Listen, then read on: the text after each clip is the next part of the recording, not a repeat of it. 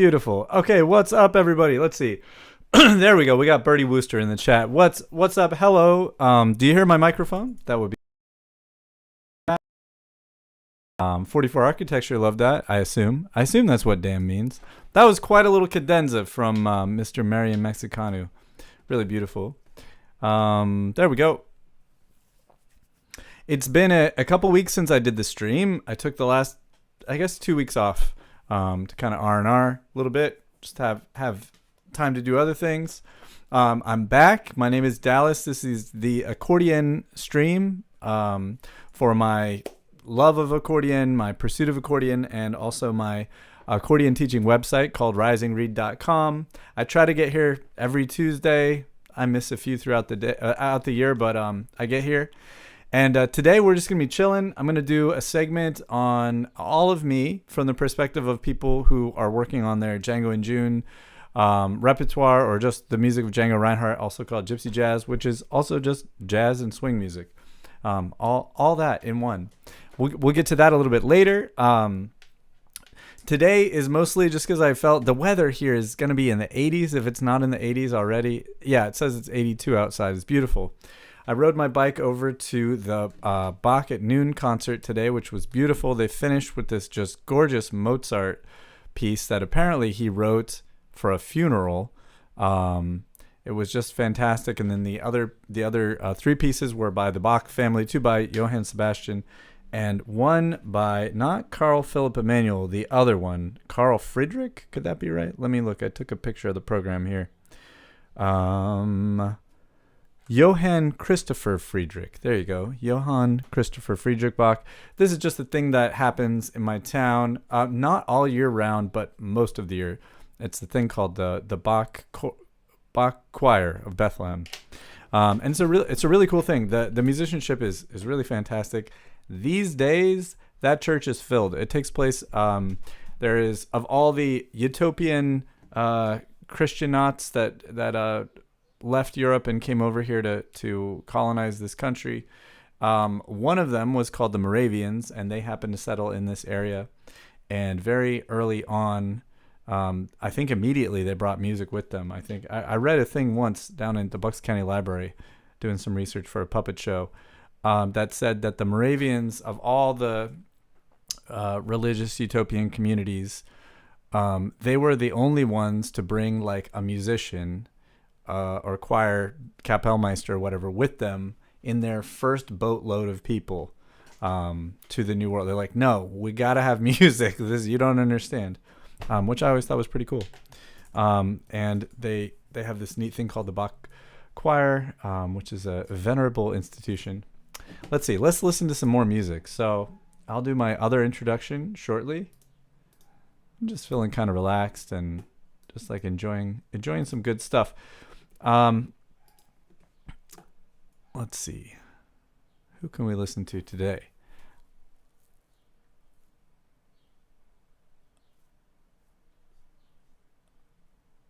See if I can find some. I didn't really preload this here.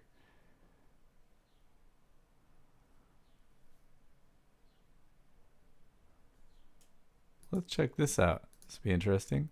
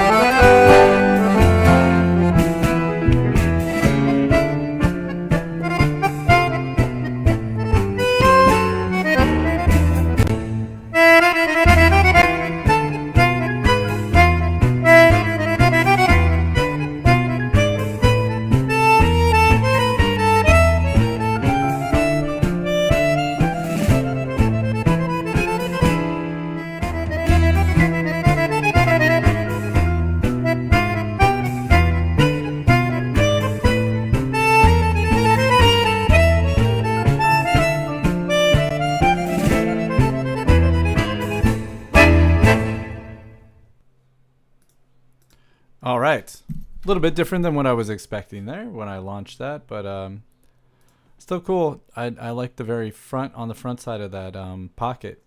Let's listen to this beautiful tune. That's so cool that he got into that. I was just talking to Frank on the phone over the weekend, and we were talking about Django in June, and we were talking about the tunes for this year, because there's usually I'll show you guys. For Django in June, they post the repertoire. Let's see, you can't really see because anyway, up here in the menu, you go to get ready, and they curate.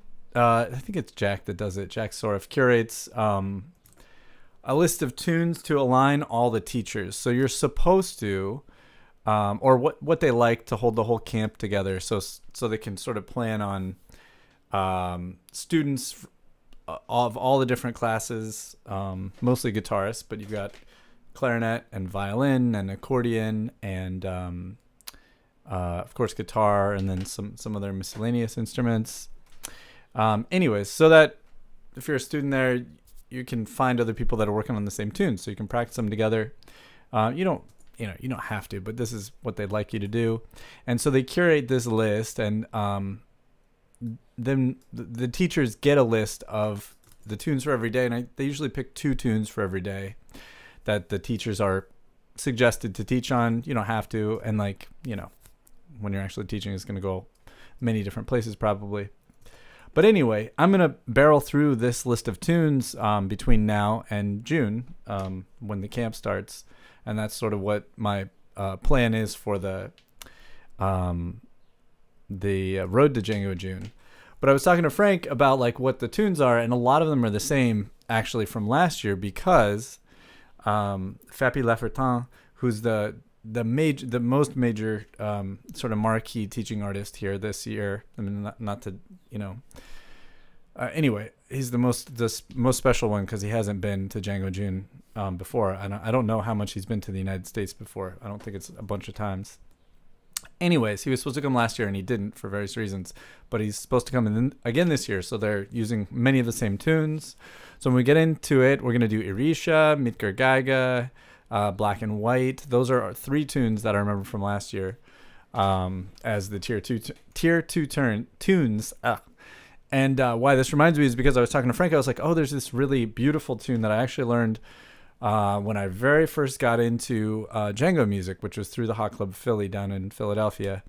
And one of the tunes that they do very beautifully, I might say, is this tune that Barry, who leads that band, told me he learned from Fappy Laffertin in wherever Fappy lives. I don't remember where he lives. If it's Germany or France or Belgium, or I don't know where he lives. Anyways. And so anyway, I mentioned that to, not that whole story, but I mentioned to Frank, I was like, oh, there's this beautiful ballad that's on the list this year. And so it's so fun to see a couple days later, Frank probably got super into it. And now we got a little recording of Frank doing it. So that's really cool. On this beautiful bell accordion that he's told me about. I think this is a classic bell. The bell accordions are known for being an American brand. Algo Mencaccini is the guy, and he is the founder of Bell and a legendary technician and all sorts of things. Just genius of accordion craftsmanship, as far as I know from word of mouth. That's word on the street, you might say. Anyways, let's check out Frank.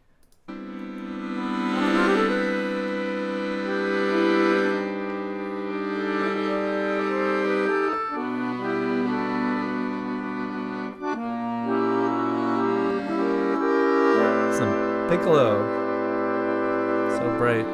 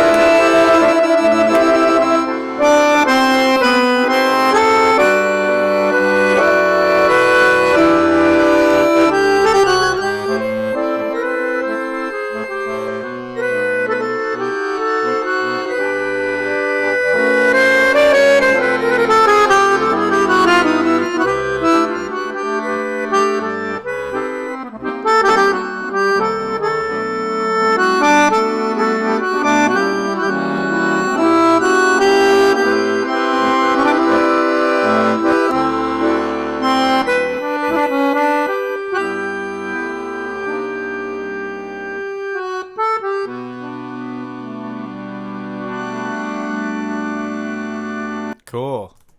Beautiful, man. Yeah, Tom's accordion's getting into those articulations. Yeah, man, Frank sounds so good.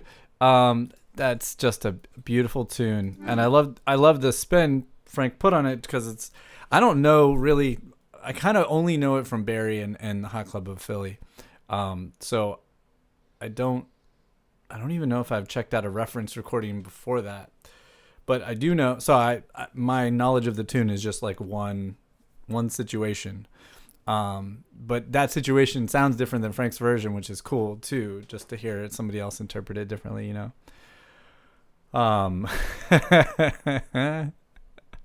Attulations to you, countryman.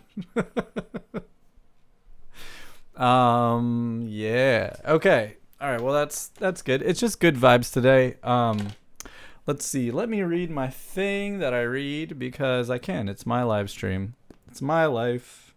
My life, my life, my life. Anybody into Mary J. Blige? Okay. Hi, my name's Dallas. This live stream is pro accordion, pro musicians' rights and representation, pro educators' rights and representation, pro LGBTQIA+, pro gender equality, pro feminist, pro democracy, pro political plurality, pro immigrant, pro immigration, anti-fascist, anti-white supremacist, anti-war, anti-genocide of the Palestinian people, anti-Semitic. We're pro public funding for the arts and public good. These are the values of me and of the stream. That's it. And we're anti-war. War is absolutely horrible. It's the worst. There should never be war. We should always be looking for ways to solve problems without war. It is never good. Okay. That is my spiel that I do. Let's go to some things that I've been into lately. This will be fun. So I'm back on singing again. I sort of I'm ready. I'm kind of looking to like slowly get into like more creative time. I've been spending a lot of my time on teaching and building these other kind of things, and now I'm ready to kind of rebalance into more performing and kind of working on more stuff. I'm back to something that I started a couple years ago that I shared on the stream, and it's really good for me. And I want to, let's see, let me screen share here. And I'm just not sure. Sometimes this doesn't work because of the audio interface. So let me see if I can get this over here. Can you guys let me know if, let's see.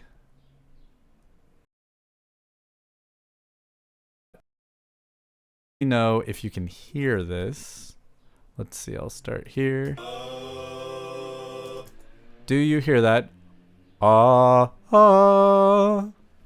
See if y'all hear that. And if so, I can go forward and show you some stuff. Yes. Okay. All right. Well, this is stuff if you've been watching for the last couple of years, you'll know about this. I got into this thing known as Partimento, but it's really galant schemata and the ideas of the ideas from 18th century Naples and basically the development of Baroque music, which a lot of new scholarly work has cropped up in the last 20 years anyways about that. The Catholic Church, most of the musicians in the early part of the Baroque era and later part of the Renaissance music era were orphans and foundlings and wards of the church until they became adults at 18 or whatever age that was. And the music was taught by ear to children for 10 years, so from 8 to 18 or whatever. And they were taught to improvise and recognize everything by ear and be able to make up their own parts and arrange and write complete works for the mass in one day and read all this notation. And it's very, very similar to what I think of as the jazz tradition and other folk or parochial. That's not, what's the word I'm thinking of? Anyway, the kind of music's where you make up your own parts, essentially. And there's a canon, but it's canon meaning like a standard repertoire and stuff, but they're shared tunes and you make up your own parts and you improvise and you put your own spin on it and stuff. Anyway, that got me into messing around with singing. And let's see. I'll show this one. This is one that I've enjoyed listening to recently. Let's see. Do you see that? No, that broke that. Hang on a second. Where is it? Here's one that I have some. Oh, now it's going to be large. Okay. Can't figure this out. On this one, this is it.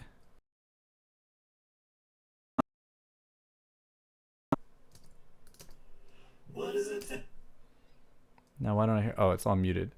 So I laid down some instrumental keyboard part. I just basically, literally, like kind of riffed some words, riffed a melody, It's just like a little tiny sketch. So it has keyboard and vocal stuff, and I think I had just done like hospice with my dad, and then like we played his music from his his teenage years, which was some Crosby, Stills and Nash.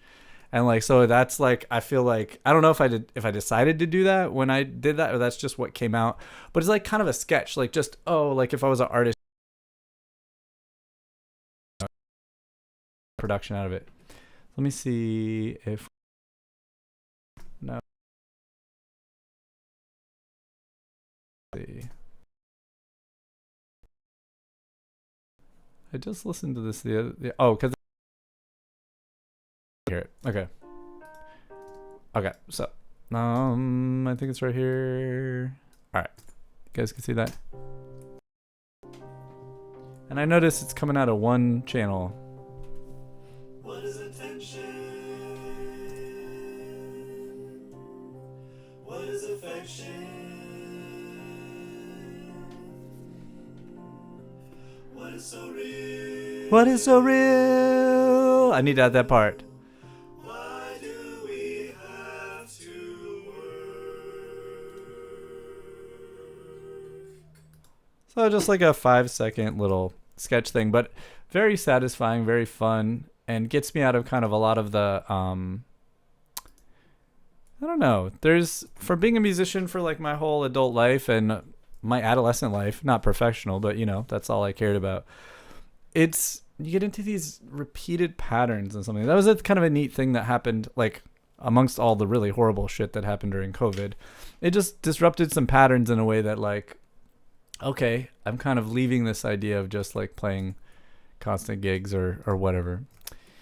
Anyways, when a door closes, a window can open.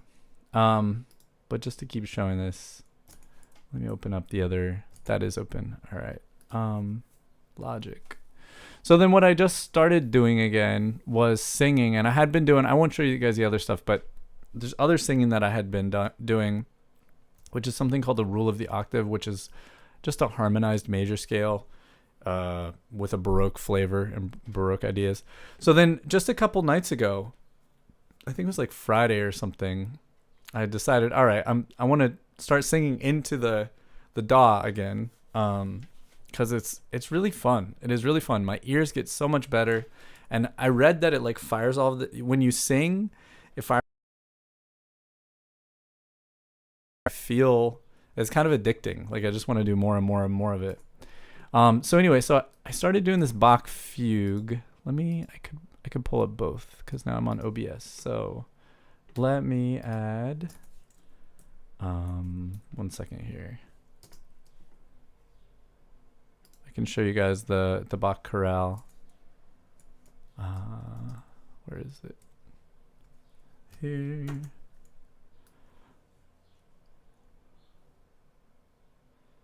So I've done like 5 measures of this. I have like no prior experience singing, and it's always been something I've felt very uncomfortable about.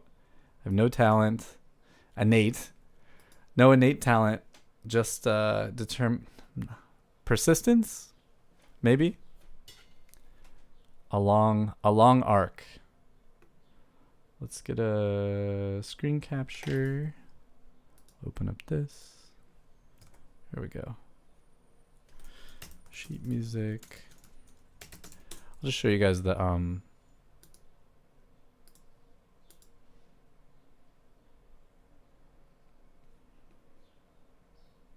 That one? Nope. It's the other one. This one? Nope. The other one. That one. Okay, there we go.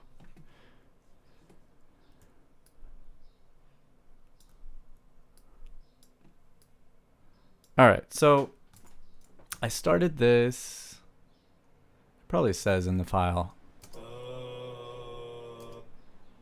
All right, so this is my kind of initial progress.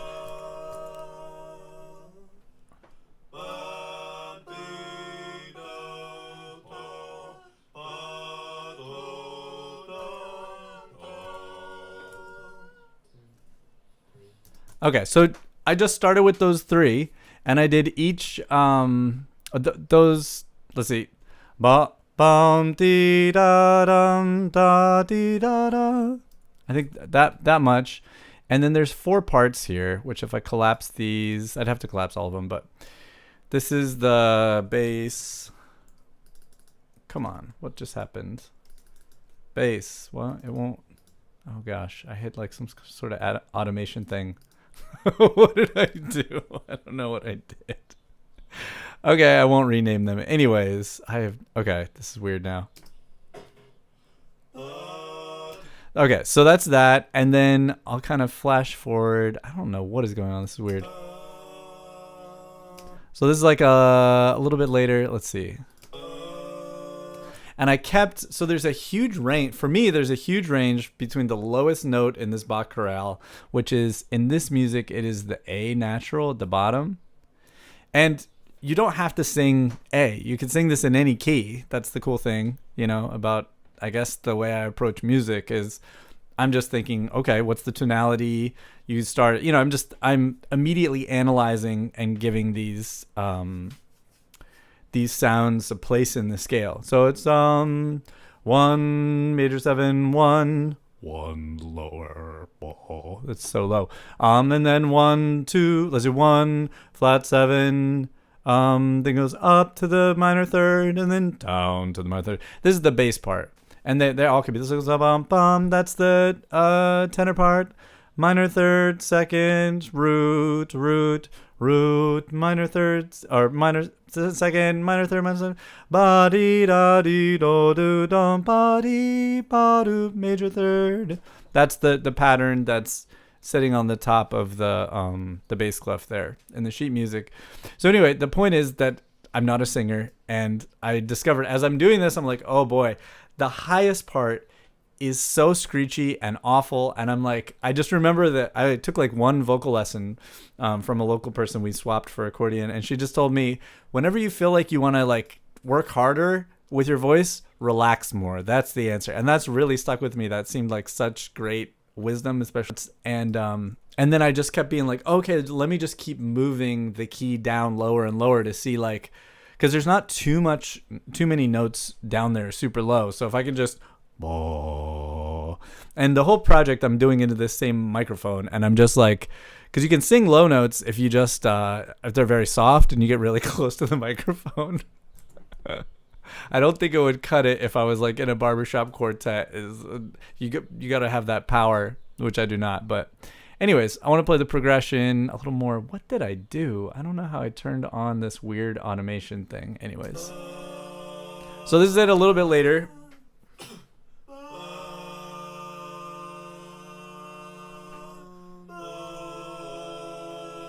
Okay, so this is something where I did where I just stretched them all out so I could really work on the intonation. So I find that like if I just sustain a note, obviously my ears and my brain can like calibrate it a lot better. Whereas if I'm singing faster, my intonation is a lot less precise. And that's like one of my goals as well, is to get my intonation better. Because I feel like one of the things that I feel is true is that we need to sing in time. We need to get accurate singing for ear training purposes, in addition to singing just being cool and another instrument that like we're born with. It's our sketchbook, I think. One time in college, a music art history professor said, well, Da Vinci's medium was the sketchbook because he had so many ideas. That was his, like, she wanted to give like these Renaissance artists, these Renaissance men, I guess you could say, kind of like a major medium. Like, oh, well, Michelangelo's major medium was, I don't know, was it sculpture or painting? I don't remember. And she was saying for Da Vinci, it's actually the sketchbook because his brain moved so fast. He had to get these ideas out. Anyways, I feel like that's what we have with the voice, is that it is like our sketchbook for an instrumentalist. Anyway, the intonation is not good, which is really cool. So the thing I'm putting faith in, I guess you might say, in the spirit of Alejandro Jodorowsky's Psychomagic book, or just my intuition and my hope, is that the lower notes will get a little bigger. Like my range, it's got to, right? Like my range, if I'm never singing down low and then I just start to, it's got to get stronger and probably a little bigger.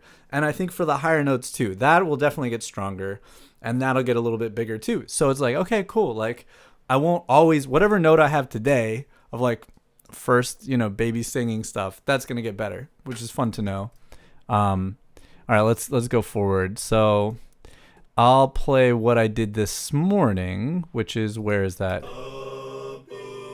Yeah. Okay, so this is what I sang this morning.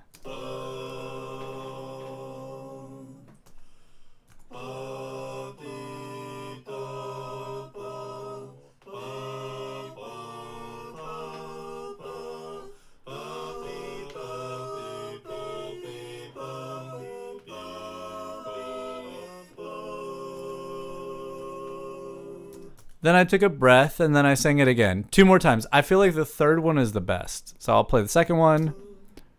3.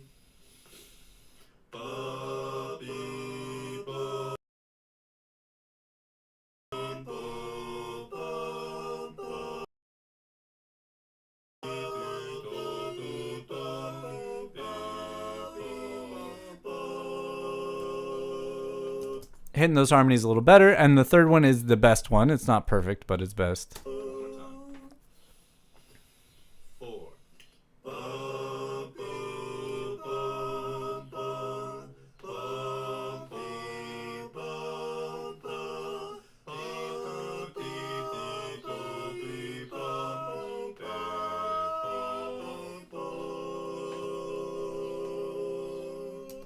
And it's interesting how that works, that you just kind of get warmed up to something. Something happens.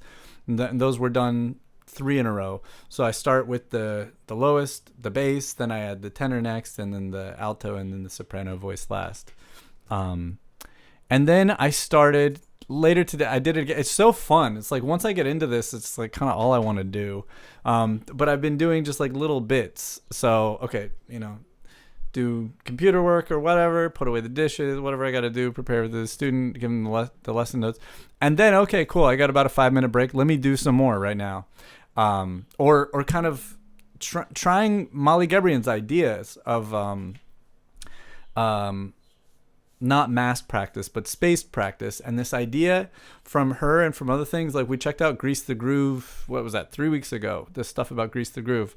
And I looked it up. I said, because I had this idea for like, oh, what if I just like pop into this music thing and just do 5 minutes, with the singing? Like, is there any research on that? And sure enough, there is. And apparently for brass players, because brass players have a constant struggle with their embouchure. It's very, very physical, and it like bizarre things can happen to them. Like there are all these stories with brass players of like the greatest brass player in the world, and then one day he woke up and his embouchure didn't work anymore, and he went to the neurologist and they could never solve it, and like shit like that happens for brass players. It's weird. So they're always trying to rest, and they end up doing a lot of stuff. I remember in college they can't just practice like the way a pianist or even a saxophone player could just practice. If you're in college, you could practice for 8 hours or something. A brass player cannot do that, just physically. You can't. So they end up resting a lot. So they practice, and then they'll go to the piano and they'll work on piano stuff or whatever other. They'll have other kind of musical things that are not their brass instrument. But because of that, it said, the research that I did this morning on this idea of greasing the groove said that there are brass player forums where they use the phrase grease the groove, and this idea of like save your embouchure. Science and research, scientific research studies show that there is absolutely benefit from this kind of spaced practice. So just fun to kind of keep these ideas, folding into daily life. So the last thing that I did today, before I left for the Bach choir or whatever, was I started singing the next section, which is really, I only did this one measure, and that's how I approach these things. Because it's very fun it's enough fun for me to just work on just this measure. It's like, oh, how does this sound?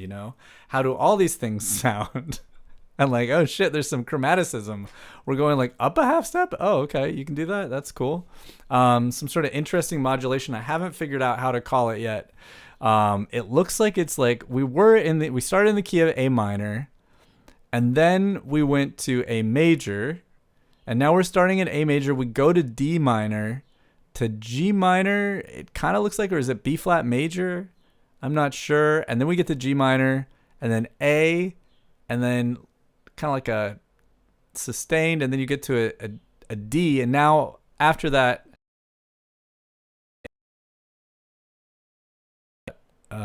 modulation there. But anyways, all right. So I'll play. So what I decided to do was similar to the thing I showed you before, just sing everything really long. So you may not be able to hear, but there's a click going on that it's very slow. It's like, so because there's 8 notes here, I let those 8 notes last for 2 clicks. Let's see.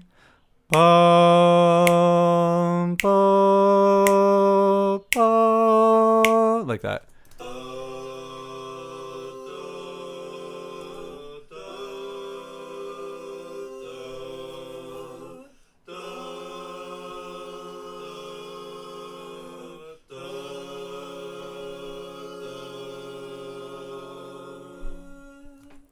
It's cool. There's some neat dissonance there that gets really pronounced when you go slow.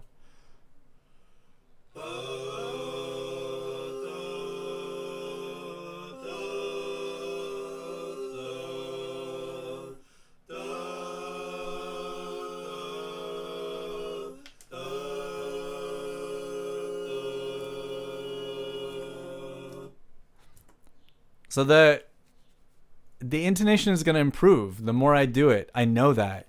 And for somebody that is like very new to all this singing stuff, especially, well, any kind of singing, I guess, and the harmony thing, like just to get something in tune, it's like I almost have to like do the magic eye pictures where you're like, I don't know what's happening. I'm kind of like unfocusing, and all of a sudden I see a dinosaur on a skateboard, like,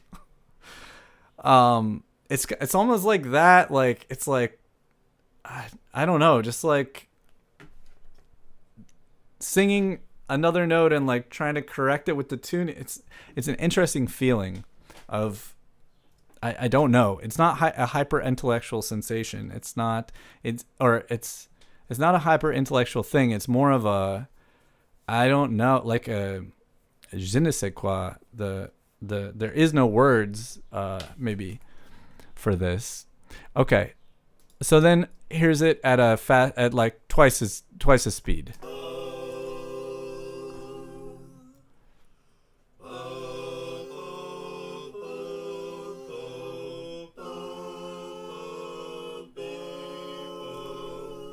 And that's it. I just did it a few more times.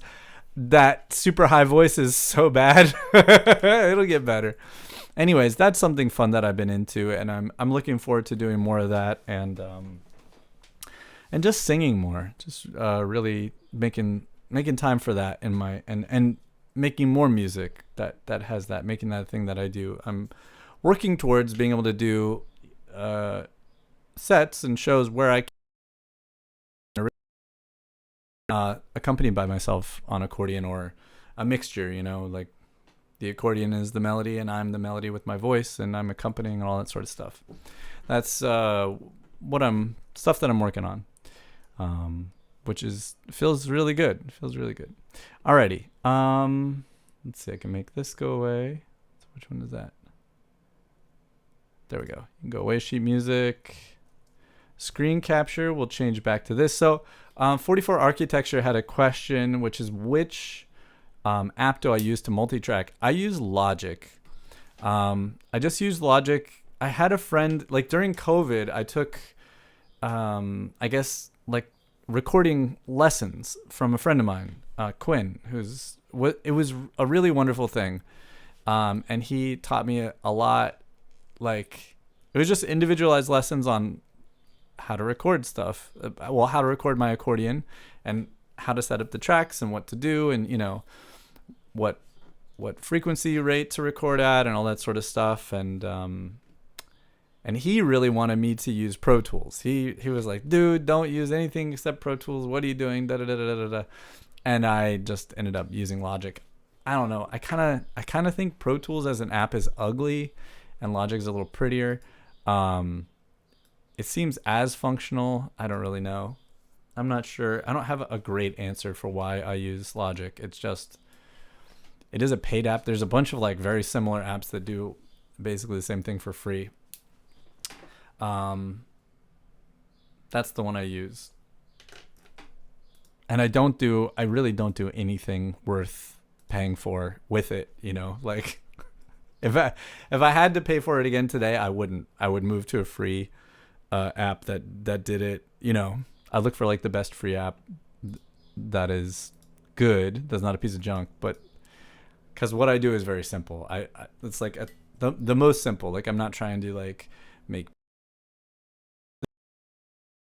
And GarageBand though is for like GarageBand is free with any Mac computer, and it comes with like a full, complete, really good MIDI library. So if you do have a MIDI keyboard to connect, you've got great sounds right out of the box, like for free. You don't have to pay for it, and that's something that you can't really find, I don't think, on any other DAW, to have that both MIDI and audio recording.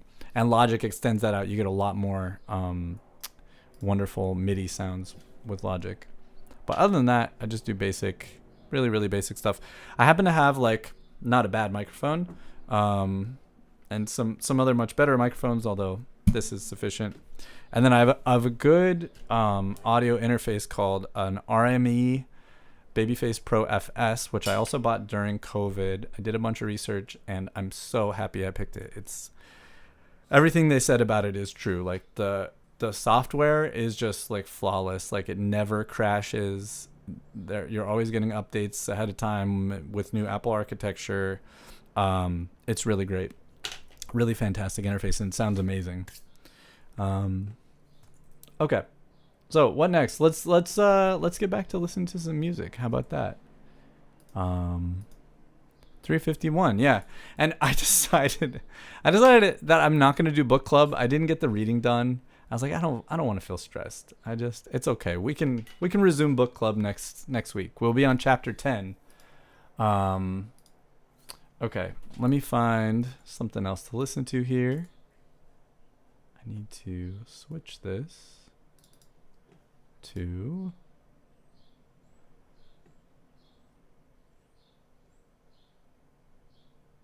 where? Right here. Yes. No, that's the wrong one. It is that subscriptions.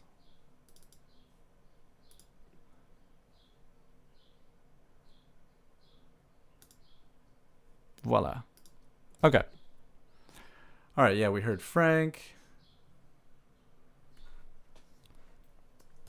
Let's take out La Donacella. I always enjoy her. Very cool.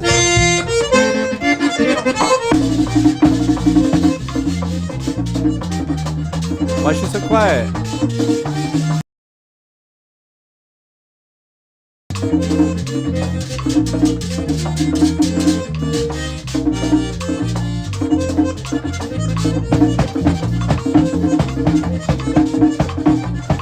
Awesome.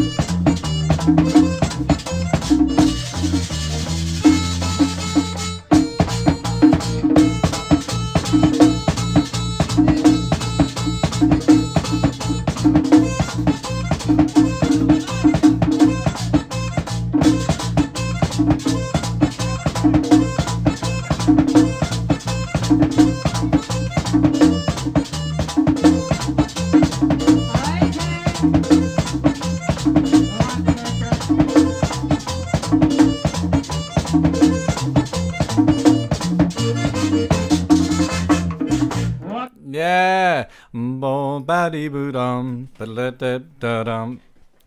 So cool. All right, let's check out. Oh no, that's not premiered yet. All right. Let's see, what is this? Oh no, they're just okay. These are just scholars. Never mind. Okay. So this is Andrew Cohen. We've checked him out before. He's American born, and we saw a video where he said, I just moved to Budapest and or Bucharest, pardon me. here he is posting some stuff. Super cool.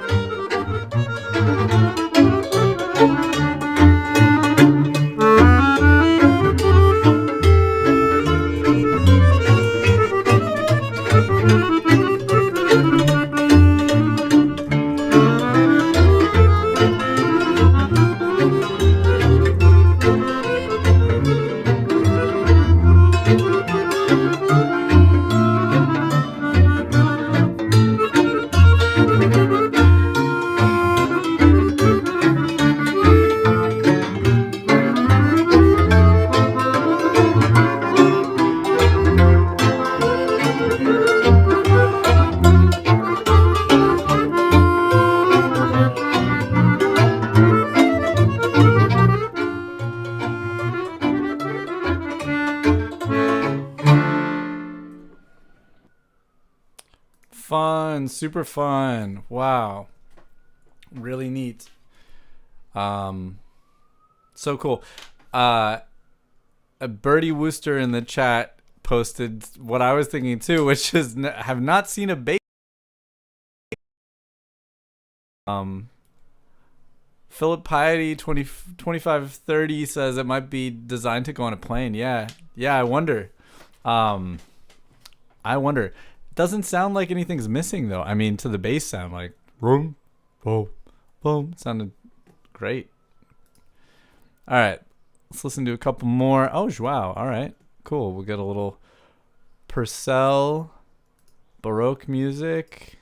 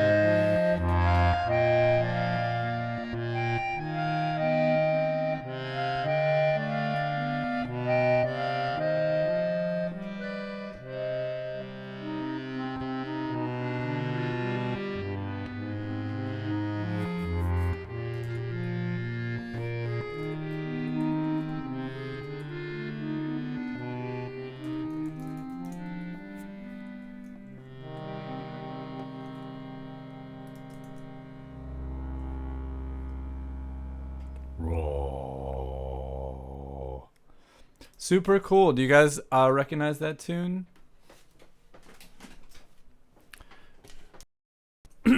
Okay, well, I think in today's stream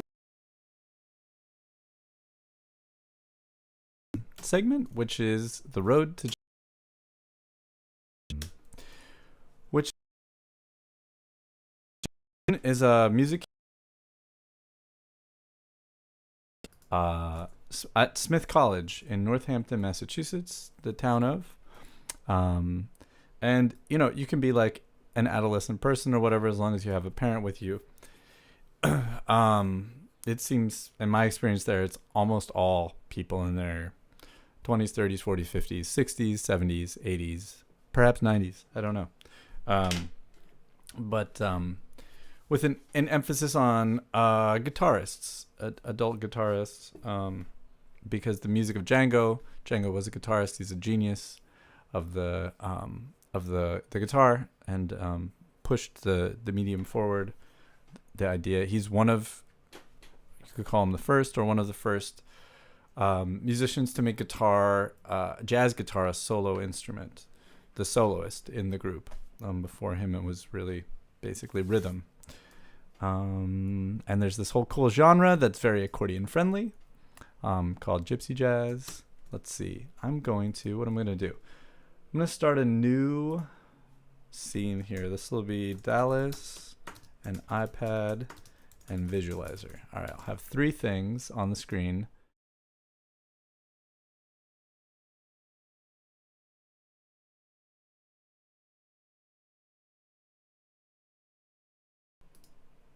Okay, you should hear me again. If you didn't, you should now. I probably won't have room for the chat, but I'll still look at the chat. Video capture device here. Great, there we go. And now let's add 1 screen capture. This will be the iPad. Cool.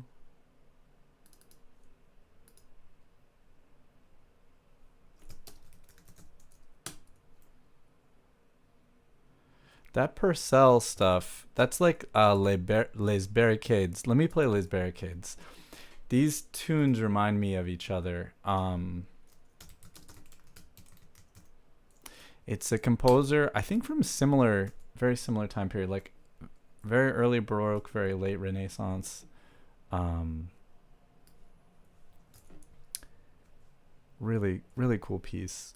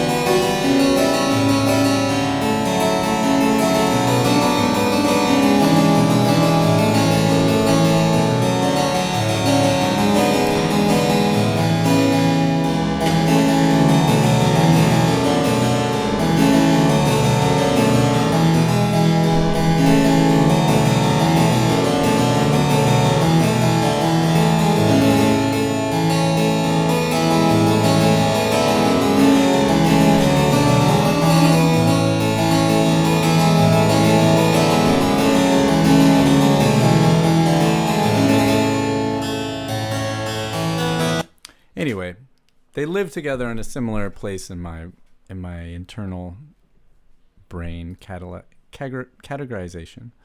Okay, I have this set up. It's a little, my face in between these two is a little weird. I can make, it's just like, I don't know what to make larger, what to make smaller. This is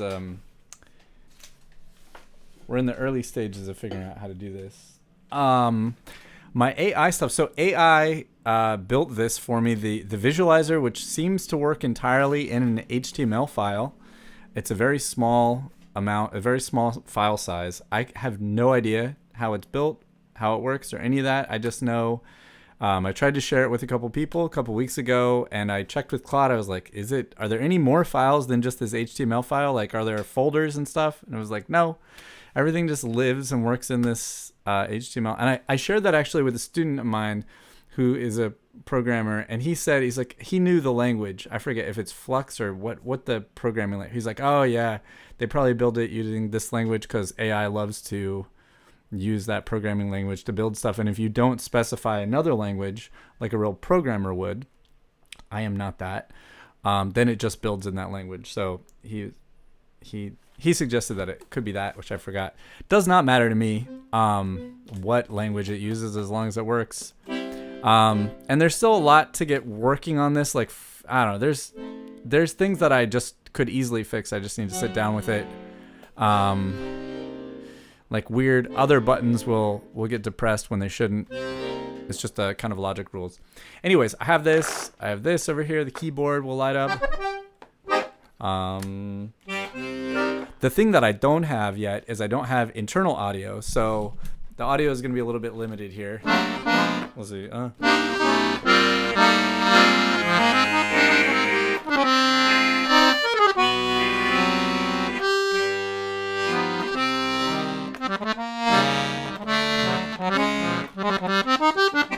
And now you can't see my hands, so that's all right. All right, let's get right on going here. So the tune we're going to do is All of Me, which might be like a bummer if you're an experienced person, but that's okay. The tune gets played forever and ever and ever. It's a very common, it's like one of the most common ones. It's like I'm peeking between the fence. Hey, neighbor.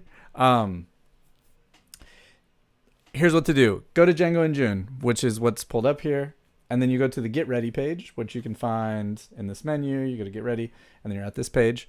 And then you want to go down, and these are the tunes that if you're newer to this, you definitely want to have all of these prepared as much as you can. I mean, if you're a student and you're showing up to camp, I'm the teacher, it's fine. I'm going to separate into different difficulty levels and stuff. I've got you. But to have the best time at camp, you want to be very familiar with all these tunes here on tier 1. And if you're an experienced person, you'll have a really fun time at camp if you learn these tunes as well. And I'm going to get into both of those because I have many returning students, as they say in the Vipassana tradition, when you get to come back.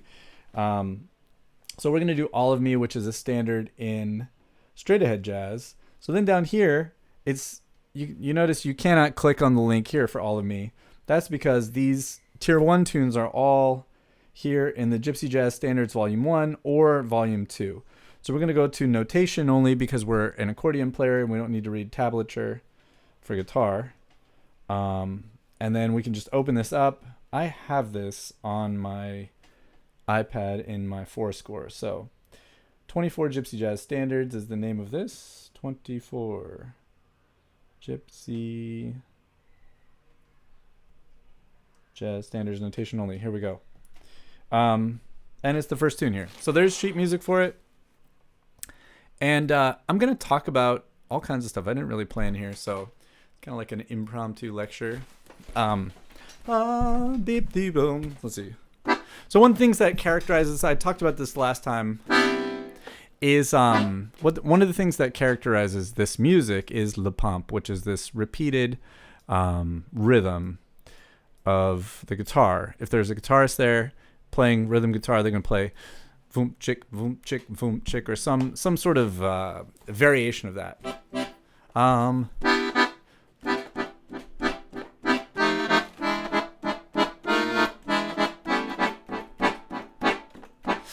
A guitarist wouldn't be so much variety as I'm doing. All the half steps up and down.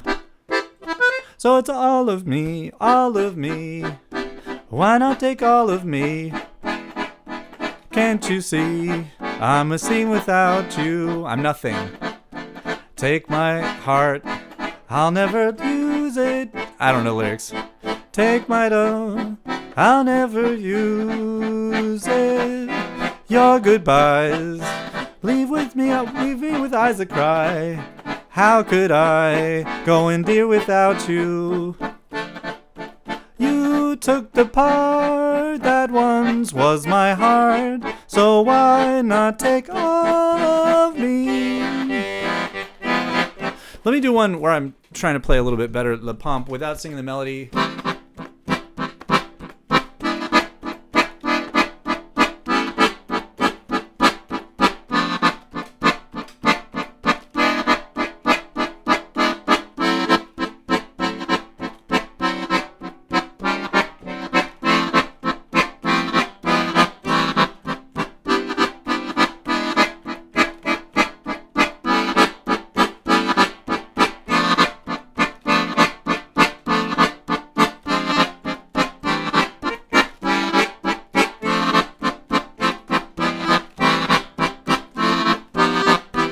Okay, that's a little bit better. Let's see. And to get the microphone down there, you could not see my hand.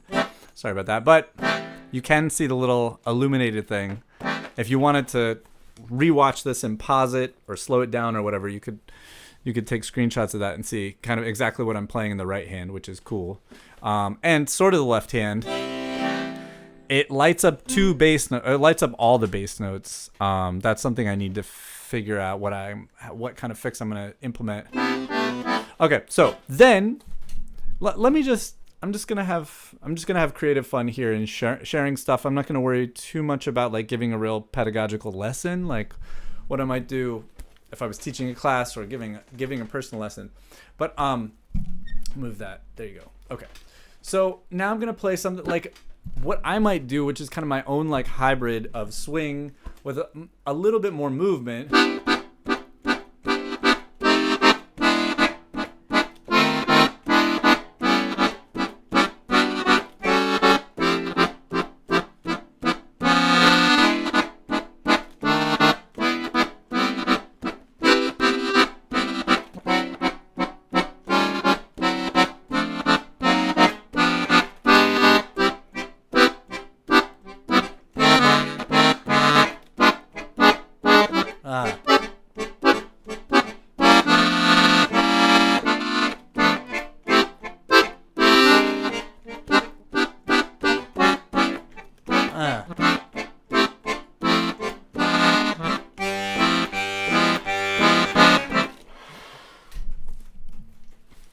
I don't feel warmed up.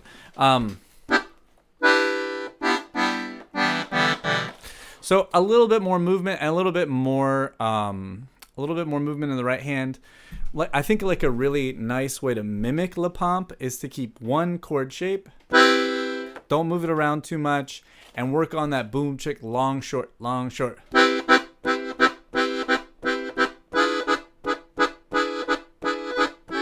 You know, that's a good way to mimic La Pompe. And then when that's happening, then the accordion player can be comping also. If there's space for it in a jam session, it gets very active and busy, and like a lot of some people who know to communicate and some people who don't, and you know, you just kind of find your way through. But if you're in on an ensemble, like it's your band, it's like your group of people that you play with or whatever, like there should definitely be room for you to comp. That's the role of the accordion player, or it's one of the roles of the accordion player.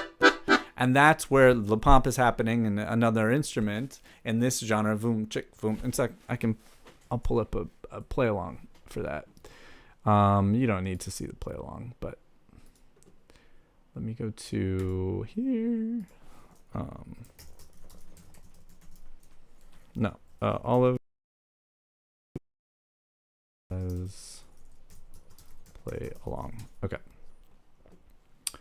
150. Yeah, we'll do that one. Okay.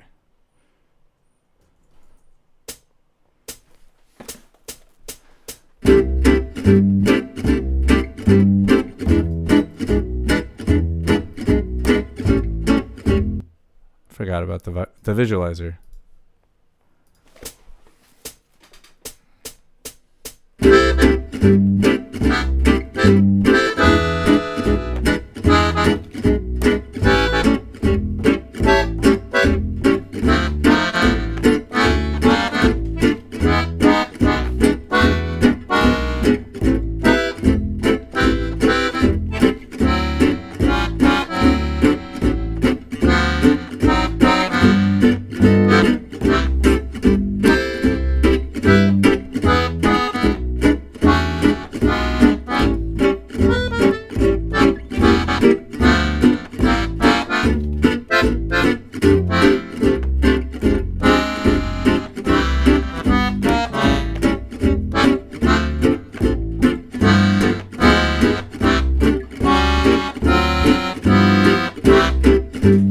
Something like that, maybe.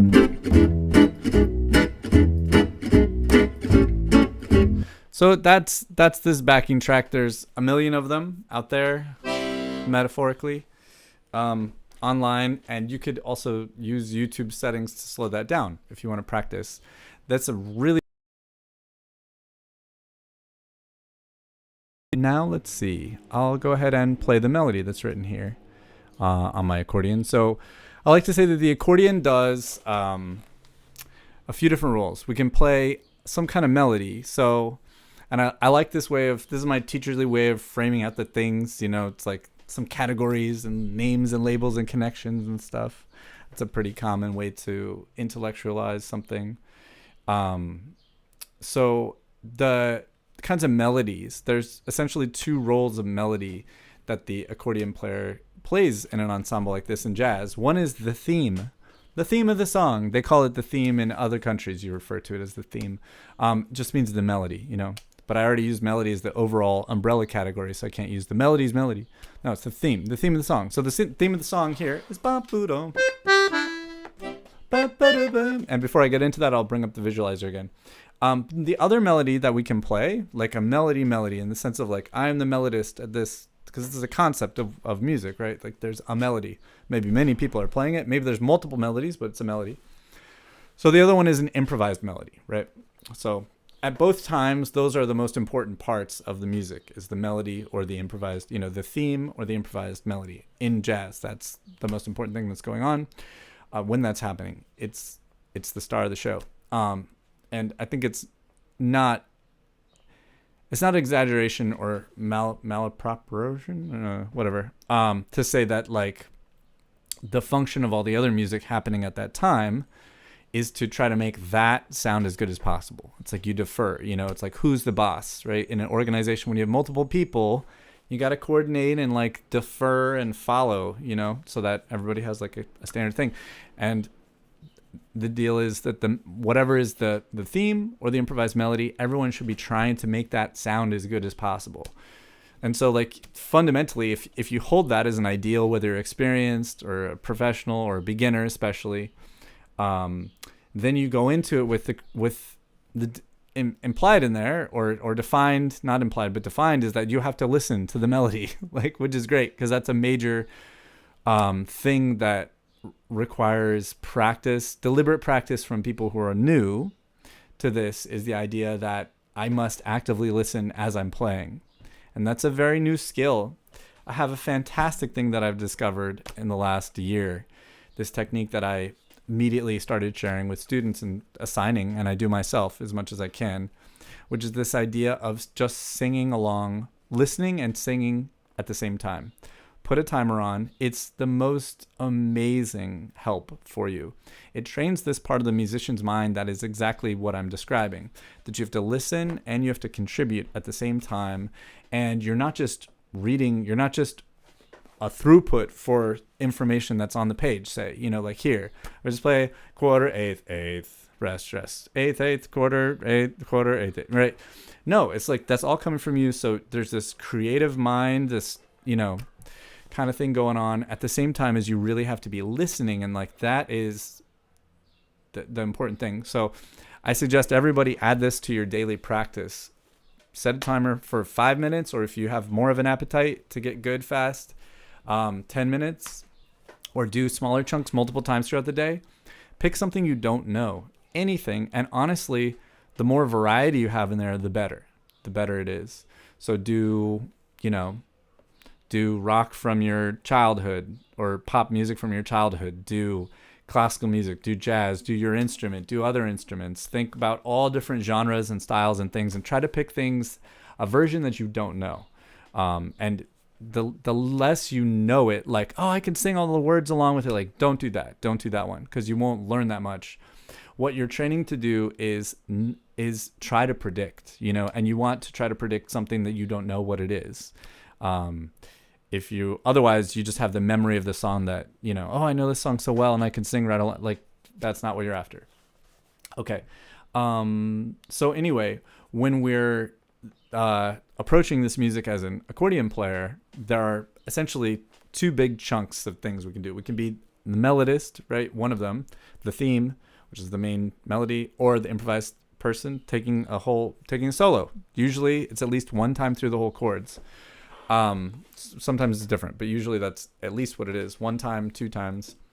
When you're sitting in a circle jam session, like is common at Django hangouts. There's a lot of hanging out and playing informally everywhere in the Django music world. It's really neat. I wish there was more of that in the general jazz world or other genres. And there might be, and there's a lot of cool folk genres I don't know anything about, like bluegrass and old time and Cajun, and Zydeco. I don't know about those scenes at all. So maybe that does have that there.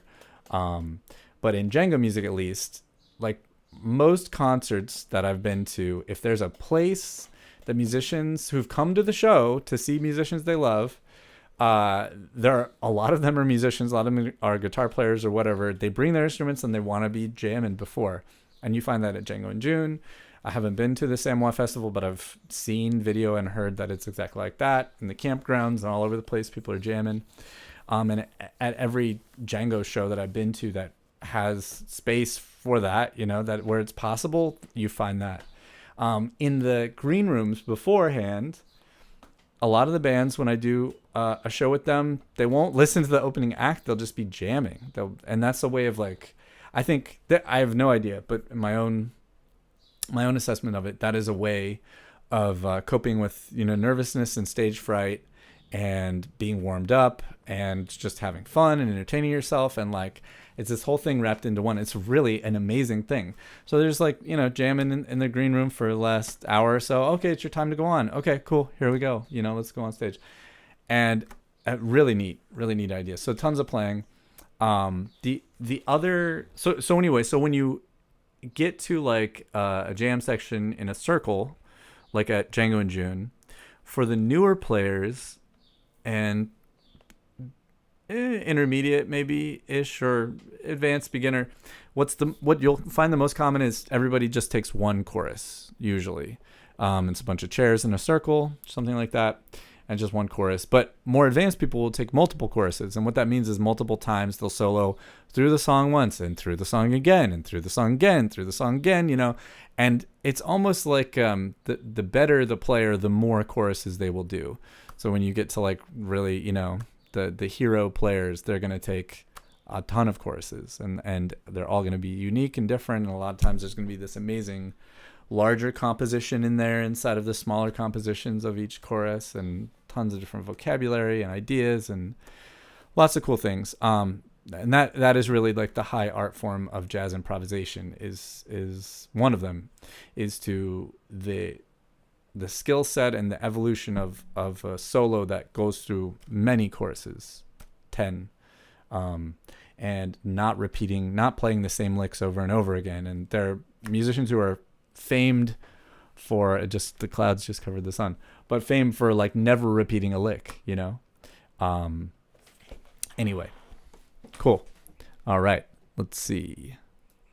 So the melody, the theme, I sure just took like kind of a little diversion there, but okay, so let's get into me playing the theme. That doesn't need to be large because you can find that on your own. Let me get back over here, and I can make the keyboard bigger, which I think is better for us here. So all right, so this melody, boom, two. One of the things that I think is absolutely necessary for your jazz playing of any style is grace notes. That's another kind of ornament. So you can have.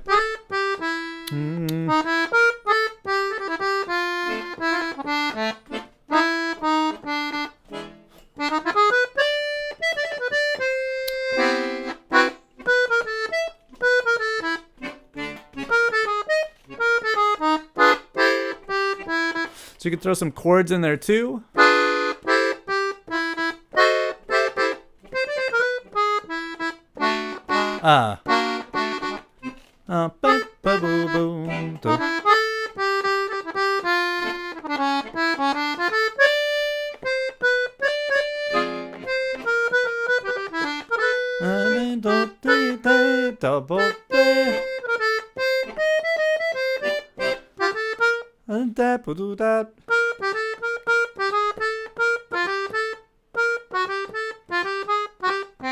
Heard a little idea there.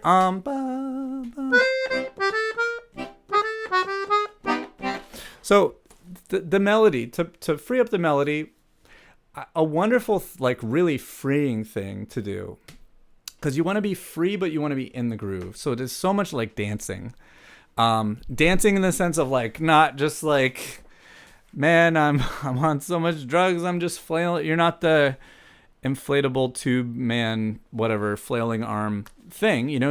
There is this pulsation. There's the rhythm of the movement, but you're free inside of that. It's whatever that is. So you want to be inside of that. And one of the best ways to find that is to play around with playing different rhythms, finding it. I really, for me, the use of the body makes sense. The body holds rhythm. The body is the way that we, it's the sensation of rhythm, I guess. Different from sound, which is a different, like, sense, and thought. I'm not sure if thought is a sense, but whatever. It's a what do you call it? A consciousness, a way of knowing the world. So sound is a way of knowing the world. Thought, sensation. So when movement is sensation, so that is a way of knowing rhythm that I think is very visceral, and I love to feel things like that. I'm going for that. So we got that, and just repeating eighth notes to find.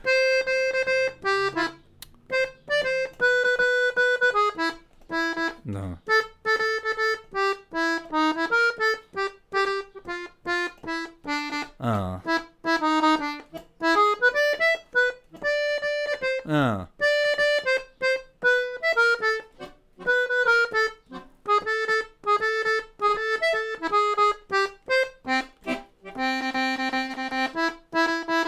I'm going to the roots now just to kind of show it.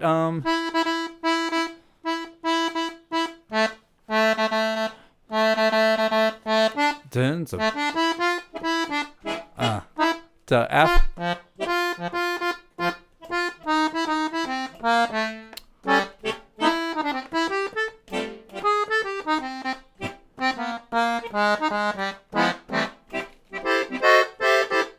So feeling this it could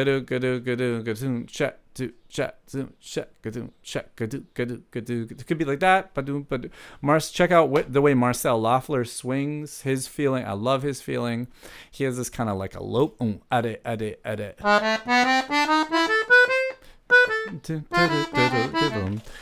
there's all different ways you can play in this genre, but one of the main things is this that the quarter notes foom chat foom chat foom chat foom chat, as opposed to like a this is a nice tune to check out, a different play along. So let me play the melody along with this to the quarter note groove, and you'll see how it all aligns to the downbeat.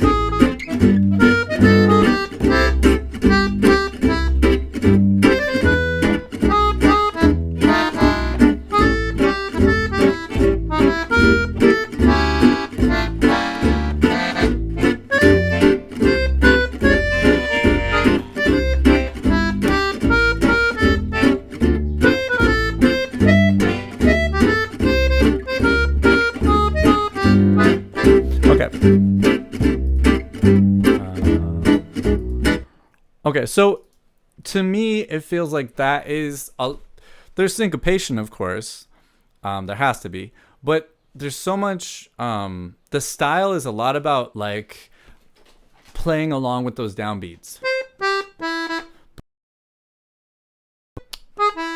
Boom.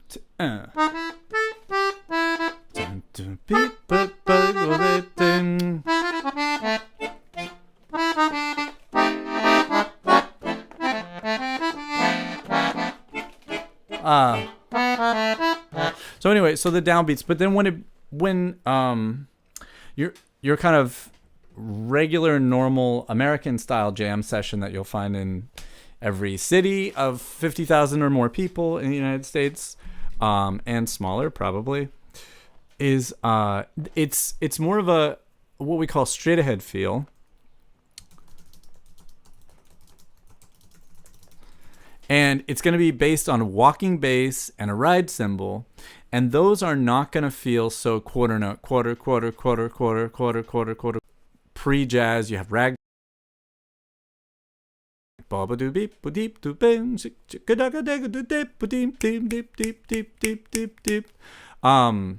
And oh that tiger,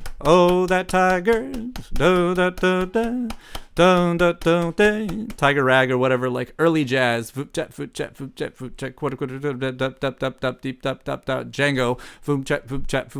it's like it is a sound of that period of jazz,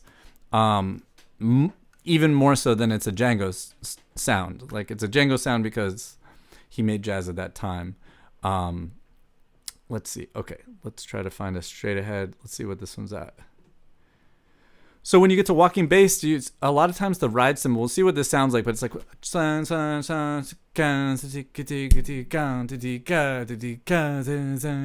and 1, 2, 3, 4, and 1, 2, 3, boom, boom, boom, boom, boom, boom, boom,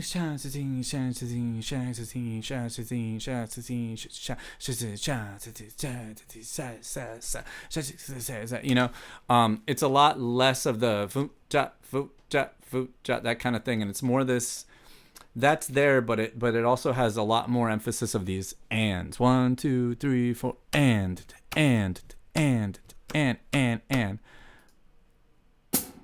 We'll see what this one sounds like.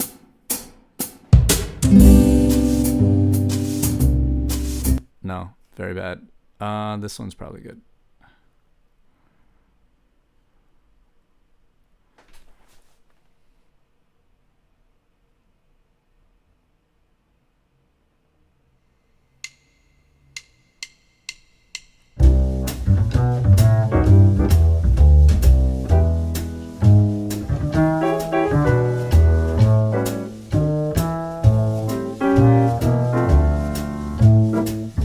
So this is like a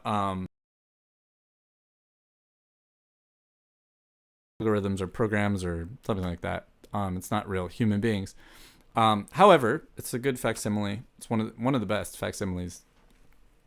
Now they're not playing that swing feel. I bet on the solo section, the drums might go to that. But this is the brushes, which is a four quarter note feel. However, there's a lot more variation in the bass going on. The bass is super busy, and the piano player is super like asymmetrical with the comping.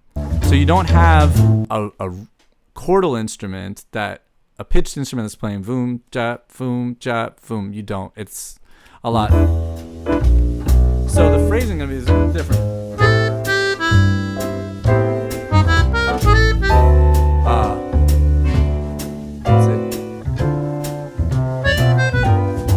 Sorry.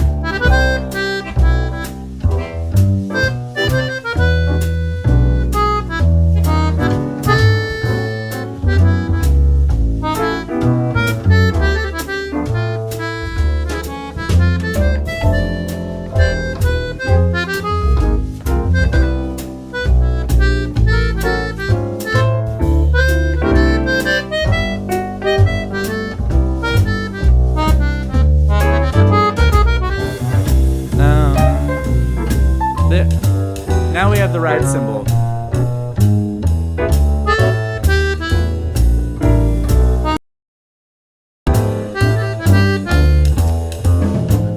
So when you're phrasing the melody in a straight ahead situation, you're not feeling that really wanting to deliberately sort of accentuate all of those downbeat quarter notes there. Yeah. So to get back to a little bit of like phrasing the melody, which is good. The theme, I should say. Some wonderful things are grace notes, and just do an exercise where you go maximalist. This is one of the probably the most common jazz practice, kind of intellectual jazz practice thing, is just to maximalize, to ornament max, to borrow terminology not from my generation. Anachronistic. He's talking anachronistic. Yeah, analogy max. Or no, ornament max, pardon me. Analogy max. Ornament max. So you just take a section, and it could be the whole tune, although if you're new, that's too much. Just do a little bit. Take 4 bars or 8 bars and say, I'm going to put a grace note ornament on every single note.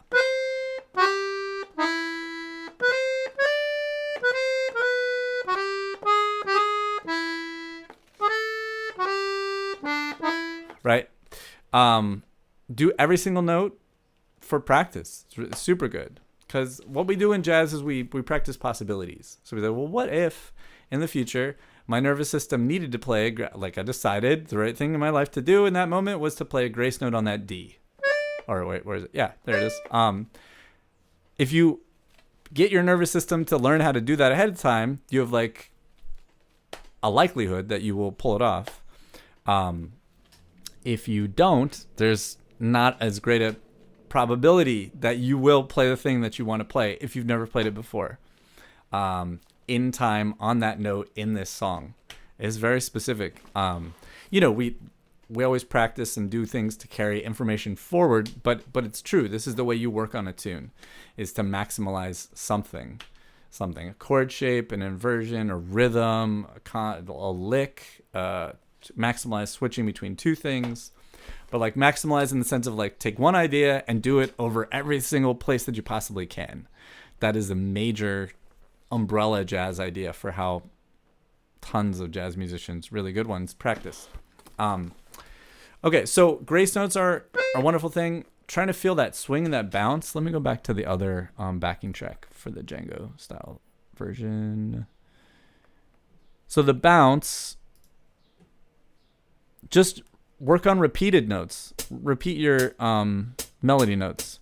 Ba ba da ba doo doo dum. Ba boo boo.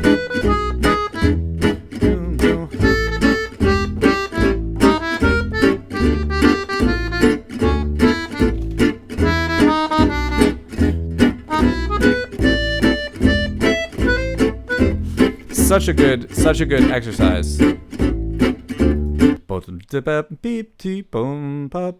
Such a great exercise to do that. So that's another one. So I'll do that. There you go. I repeated.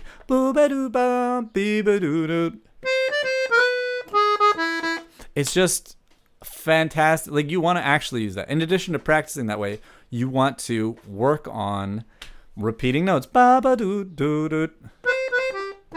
Right? That's how you interpret. You do not want to sound like that lead sheet. What? I'm pointing the wrong way. That lead sheet. Don't sound like that. And like, it's good to learn somebody else's version too, because you will learn all sorts of stuff from that. But even at the end of the day, you don't want to be somebody that recites the versions of somebody, although that's an important thing that we do as jazz musicians, is we learn other people's solos. So you can't skip that part. But yeah, work out your own way, and like repeating notes, grace notes. There's tons of other stuff you can like. There's no way that I can teach this here, but I could at least demonstrate it, like a chordal version of it. So harmonize, throw chords underneath.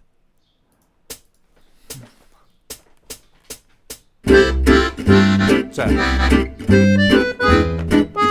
shit.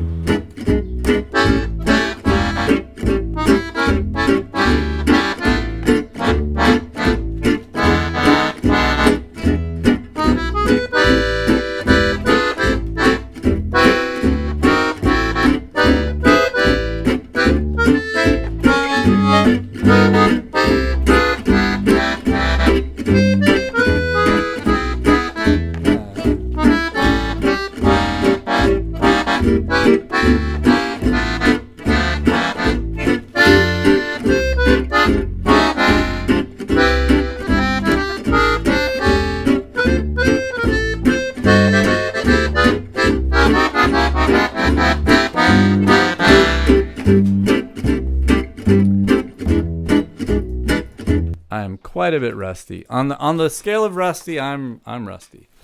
Okay, so that's with chords there. So you can obviously go bananas, and if people don't get in your way, it sounds fine. You could hear that like all the stuff, all the fancy stuff worked on top of that guitar, you know. For the most part, I might listen back and go like, ooh, okay, that clashed. But in general, you have a lot of leeway as long as the pomp player is really simple. And like, they don't have to live their life playing very simple, but under your melody, they should play simple. Like, again, refer to the golden rule that like the most important thing happening in jazz is whoever has the theme or the improvised solo. That's the most important thing. And everybody should be changing their playing, adapting their playing to the best of their abilities to make sure that that sounds amazing. To make sure that that's featured, that whatever ideas that they're trying to do, you just help that idea execute even more and more. And so, you know, if a great guitar player hearing me do all that stuff, they'd be like, oh, I'm not going to try to do all my fancy stuff because we're probably not going to do those things at the same time. So he's maximalizing chords maxing. Gosh, I feel so old. I'm going with it though. Whatever. 43, baby. Chord maxing. then like they should be like, oh, well, I won't do all my cool stuff. I'll wait until it's my turn, or I'll wait for another situation, right? Like that's like being mature about it. Something we should know as good etiquette, and like know that we're working towards the ability to be able to play, follow the melody, and then also have this other like actual awareness of what's happening, because that takes a while. It really does. And we have like, people have all the grace in the world for new people. It's like, don't stress and freak out. As long as you're aware, that like that's what's supposed to happen, then you'll return to that, and that's fine. Nothing to stress out about or get afraid of, that you're new and you're like, oh my gosh, I'm not, I'm practicing so hard, I'm focusing so hard on just trying to get the chords or the melody that I am completely not able to be aware of I'm going like this by my ears, my situation, my surroundings. But as you get better, you will be able to, because other stuff will be on autopilot and you won't be thinking so hard, and then you'll be able to like be more of the, actually hearing and listening better than you are. But so that's stuff for your melody. It's very common. This is a thing that every accordion player out there who wants to learn this music should learn this in all 12 keys immediately and start with one key. This is the ending. So it's a formula. It's really not hard at all. Let's see. Let's do it in C. I wanted to do it in C. There we go. So you start on the 5th. It's an ending, and it goes. That's a simple version of it. Like that. So in whatever key that we're in, this would be a song ending in either, in this case it would be ending in C major. So ending in C major, start on the 5th, and then it's just chromatic down, one step, and then back, and then the 5th chromatically up to the root. That's it. It could really end there. Like that. There's a really common extension for it. I love doing that one. And there are many variations for that. But having that one ending that you know in like, if not 12 keys, then all of the common keys, which Django music is like start in G, A minor, E minor, D major, C major, all of like kind of the white note sharp keys, F and B flat next. But learn this in those keys. It also works in minor. So it's it's what they play on minor swing. Does it?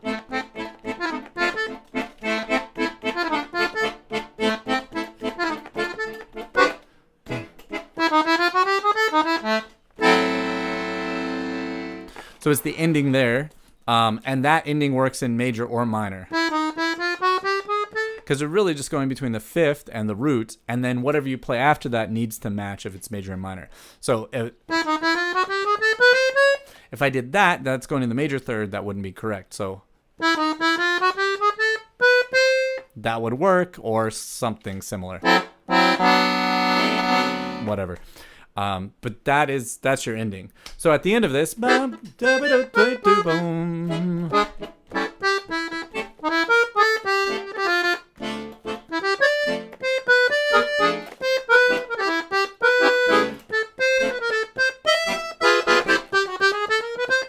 right? You want to be able to have that on lockdown, and you will see if you go to any jam sessions or camps or whatever, like when you see people playing, it's always some little cute ending like that, which is from the hot trad jazz era, whatever you want to call it. Hot jazz, trad jazz. People don't usually really use the word Dixieland anymore, but that was a word that they used when I was younger. But that's not used. I think it's fallen out of favor. I don't know if it's because of the word Dixie is in it, and that has slavery connotations or whatever. I don't know. But hot jazz and trad jazz are the terms, and that's this same ending can be used if you're playing like a Louis Armstrong tune or Fats Waller or whatever in that style, in that genre, because fundamentally it's just jazz music from that era. Okay, fun. So what else? Chords. All right. So in my chords class that I just taught, I taught some really foundational stuff. We didn't go into this tune, but we know everything. Cycle of dominance. So in my jazz chords class, I talked a lot about this movement here, which I'm getting back into Partimento, and there's a wonderful En Blanc et Noir video where he shows the classical version of this. It's really cool. Four Baudot or something is the French word for it. It's this a galant schemata thing. Anyway, so this beautiful, elegant... That should stay down. The midis, sorry, it's the MIDI buttons. They probably need to be adjusted a little bit.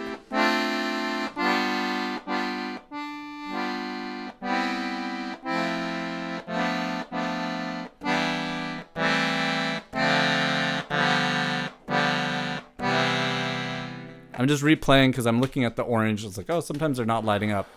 Probably just need to be adjusted. Because they definitely do work. This accordion, by the way, is a phenomenal accordion. It is generously on loan to me from Liberty Bellows to try out MIDI stuff and like this visualizer and other MIDI things I'm doing. And one of the things I said I would do is I would promote this accordion. So if you're interested in this accordion, I played it on previous streams. It has just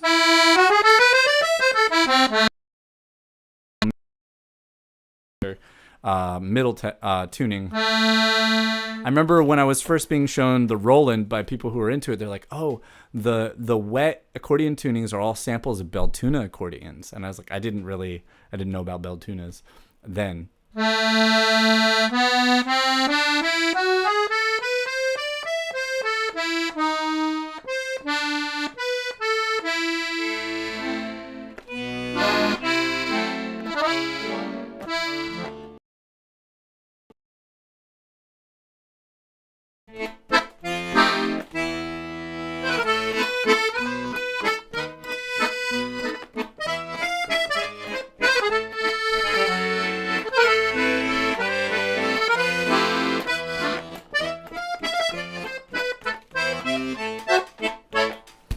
Just some really beautiful.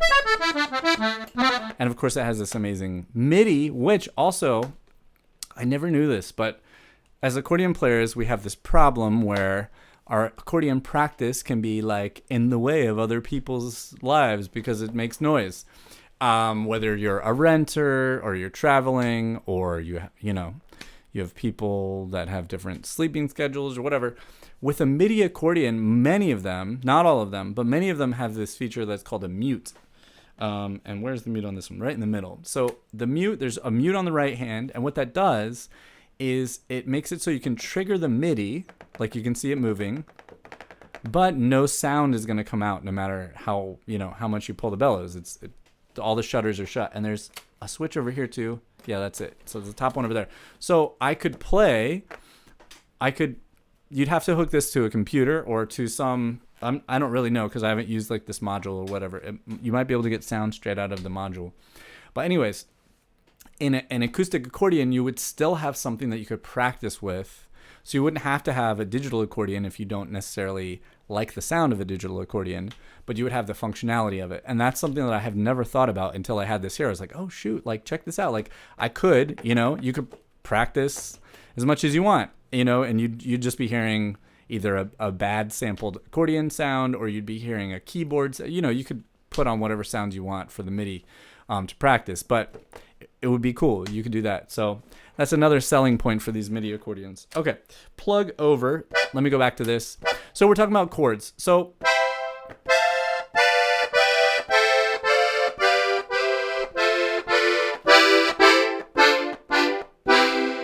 just like that.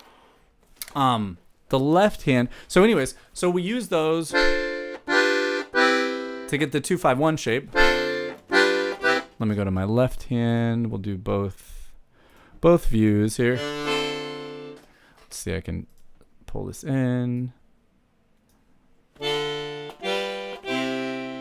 So we're starting over here. Start there, go here, go here, go here. In the right hand, you can do these. Start on your root, drop, then it's going to go there. So if you've taken my jazz chords class, you can totally do those. We introduced the E7 chord, the 3 dominant, when we did the bridge to rhythm changes. So that was the cycle of dominance. So you know, and you know this one, and we learned to go to that one, but you just go to the D minor, which should be easy. And then it basically starts again. So all the chords that we've done, like the final project for the jazz chords course was Fly Me to the Moon. And before that, they had done I've Got Rhythm. And from that collection of those chords that you've worked on, if you took that jazz chords class, or if you take the course materials later, which it's still up there, you can use those chords and you can play this tune. So I'll play it with those chords from the class. So all of me, why not take all of me? Can't you see I'm nothing without you? Take my heart, I'll never use it. I know, take my something, I'll never do it. Your goodbyes leave me with eyes that cry. Very much repeats. How could I go on, dear, without you? Oh, you took the part. Sorry, you took the part that once was my heart. So why not take all of me? So there you go with all the chords from those classes, and that's the point of why I taught those chords, because you should be able to play so many songs in the key of C, and then it's the same process to learn those shapes in a new key. It's not easy and quick, but it's totally doable. It's doable, and it gets faster and faster with every new key that you learn, and it really unlocks everything. Okay, so now we'll talk about accompaniment. So with the chords, of which there are many different kinds, you can do rootless voicings, you can do 6 chords and diminished chords and passing chords, all this other kind of stuff. There are kind of multiple situations. So one thing in the realm of accompaniments, right? All kinds of accompaniment.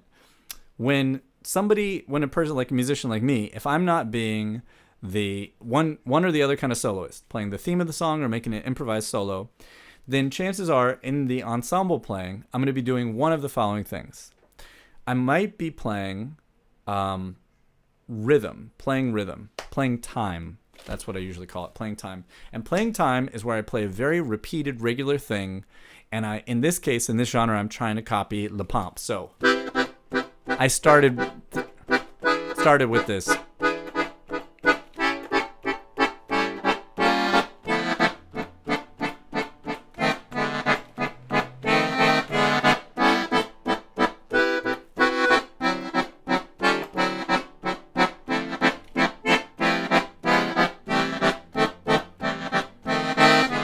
Right, like that. Guitar players playing Voom Chick. If there's even one or more than one playing that, I'm not going to do that. And it's just going to get messy. Instead, what I'm going to do is I'm going to comp. And comping is where you can play your left hand, but you wouldn't play your left hand in. You wouldn't be doing that. You'd be sort of adding it.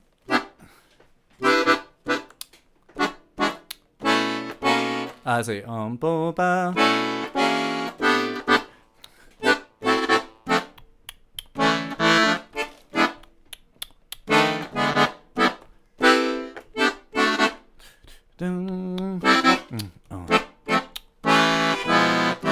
Right, so I'm thinking of the two hands combined there. If I'm going to use the left hand, most musicians, most accordion players, I should say, usually don't use their left hand very much. When you look at our heroes in the genre, they're mostly using their right hand. And so for the right hand, let me put on we'll assume there's either an improvised solo or the theme of the song.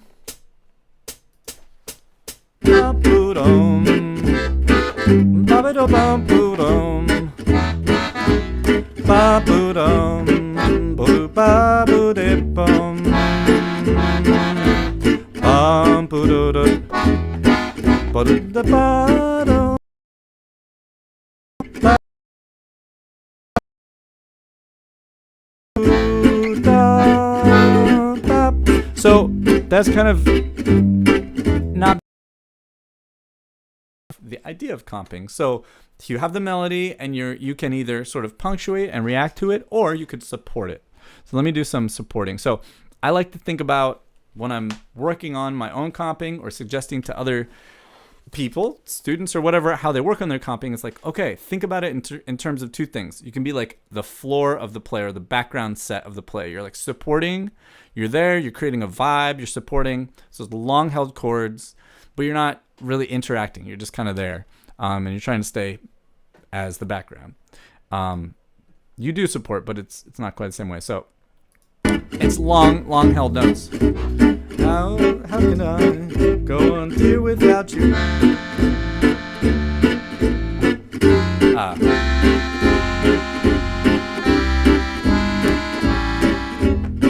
I'll do it again with the visualizer.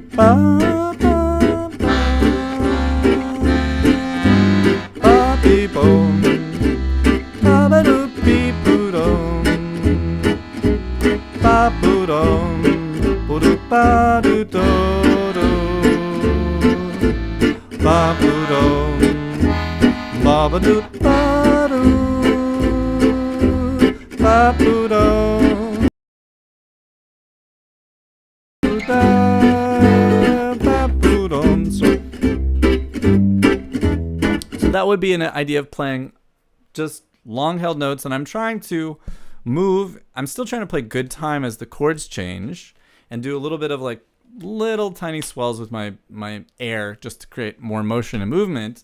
But it's the other thing would be to hear the phrases and comp in between them wherever there is a break, which is that exercise that I was talking about where you're singing along with things. That's where this is the skill. The same skill that you really get good at and you work on so much with, that is what you need for ensemble playing, where you're trying to interact with somebody you don't know what they're going to play. You know, you got to be like glued to them. Oh, did they go? You know, it's kind of like sports. Like they have the ball. Like, are they going right, left, whatever? You know. Okay.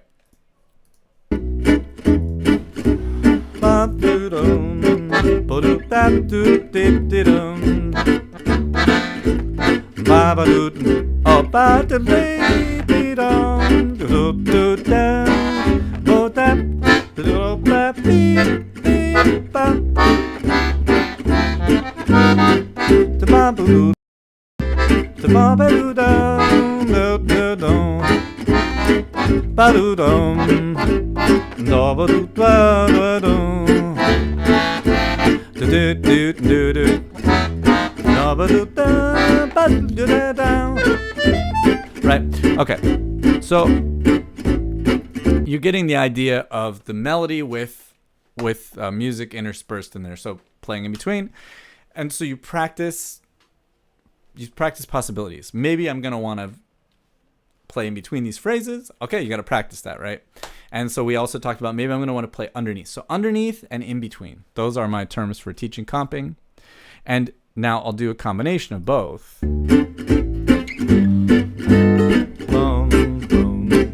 Okay, so how can I go on here without you? You took the part of what was my heart, so why not take all of me? All of me. Why not take all of me? Can't you see I'm nothing without you? Dee-da-dum, ba-ba-doo-ba-doo, ba-ba-doo, ba-doo-be-doo-bo-doo-da, ba-be-dum, ba-ba-doo-dum, ba-ba-dum, ba-boo-dum, ba-doo-doo-doo-doo-doo,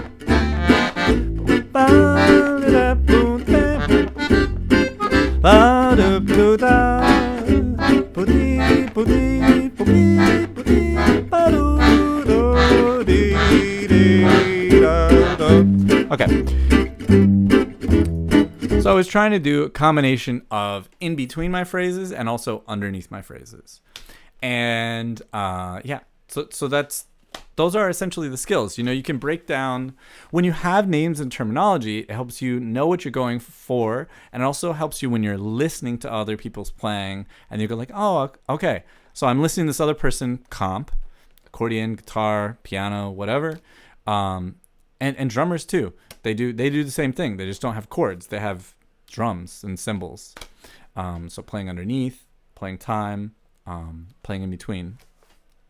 But anyways, so then you learn. It helps you learn. It helps you really identify what you're listening to as a musician and go, oh, okay, like let me practice listening to the accompaniment, and let me just sort of, as I'm listening, do active listening where you're labeling. They're comping underneath. They're comping in between. That sort of thing. And as a chordal instrument, because we can play chords, like a clarinet player is not a chordal instrument. Guitar, piano, accordion, vibraphone, organ, etc. Those are chordal instruments, and they can play chords. So chordal instruments comp, and so do drummers and stuff. Although you don't really have drummers in Django music, very rare. So that's the thing, especially when you're in a jam session, which is probably the majority of the time. This is what I like to say to all accordion players: the number one thing you should spend your time on, because it's going to be the number one thing that you spend your time on when you're playing. So the number one thing you should practice, because it's going to be the number one thing that you do while you're playing this music, is work on your chords and learn how to comp, especially. The comping is the most important thing. A situation where you would play time is when there's no guitar. So I'm going to do a gig with me and a solo guitarist. Okay, cool. Then when the guitarist is playing the melody, I might do something like this. You know, play La Pompe or a version of this with the quarter notes. Okay, so the only thing we didn't talk about yet, and we're like out of time, I'll get to a little bit of it, is improvisation. So for improvisation, let's see.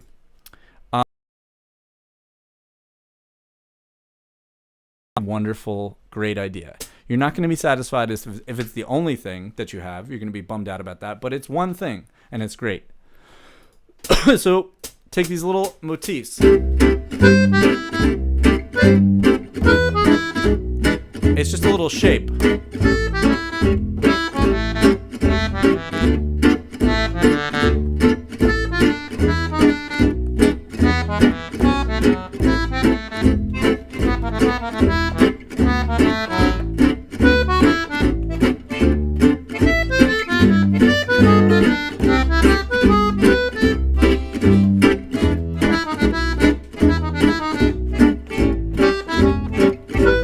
So one idea from the melody, that's just taking this ba-be-bom or ba-ba-doo-doo, you know, and kind of like repeating it and iterating it and all that sort of stuff. You could take any sort of different shape or any other like little part of the melody and just iterate it around. And that's a really fun, creative way that's very freeing, and you can develop it. So it's a wonderful place to start. Learning a whole bunch of jazz vocabulary just takes time. It takes time. You want to learn some licks. You want to learn various like common conventions of what jazz musicians are doing. So much of that is hitting these chord tones. The chord tone is usually the third and the seventh, or third and the sixth. We also can include the root and the fifth in there. And then it's like hitting those in a way where those wind up being sort of toward the middle and end of the phrase, and the beginning too. But it's like these little structural points to build melodies around.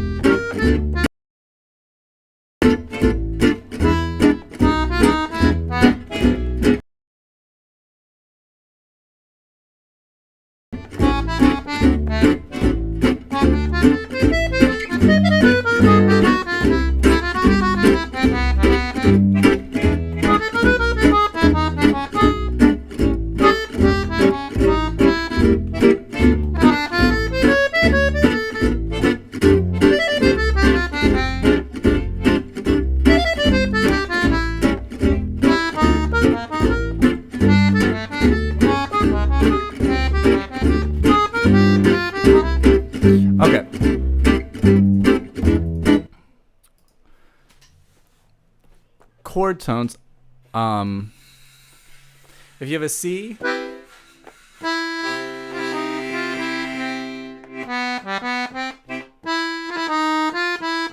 so much of what the improviser is doing is finding these notes which are consonant. They sound good against the chord, and they're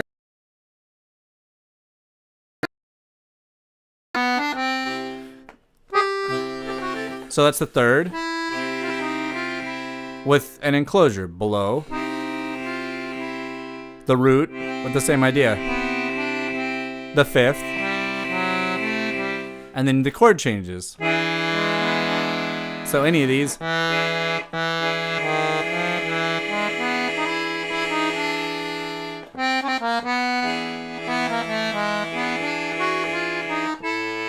And then you end up connecting them. And this is a much more advanced idea. But just for newer people who are there, or for people who are experienced but want to continue on, arpeggios and linking arpeggios. So a really wonderful thing would be to take every single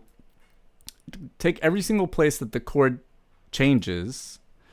Oh, cool. Thanks for the feedback. So Birdie said that they're loving the MIDI display. It's really helpful. That's great. That's what I was hoping. So just the last idea is like finding ways to connect. So I'm going to skip the C, because anytime you have chords which move in the circle of fifths,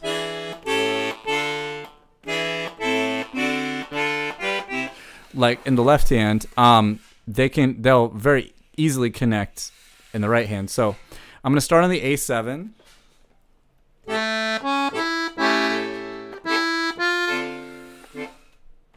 So there's, and all I do is arpeggiate up to A7,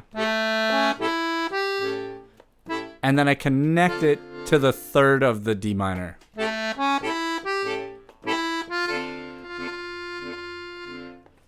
Now this, between the D minor and the E7, is not a circle of fifths. It's a whole step. It's not a fifth or a fourth.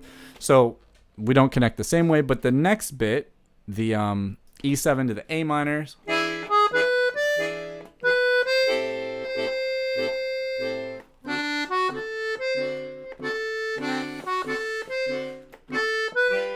so that's a really great harmony exercise to run and get into too. Cool. All right. So then in typical fashion, you would play the melody and then take a solo, and then maybe comp. I'm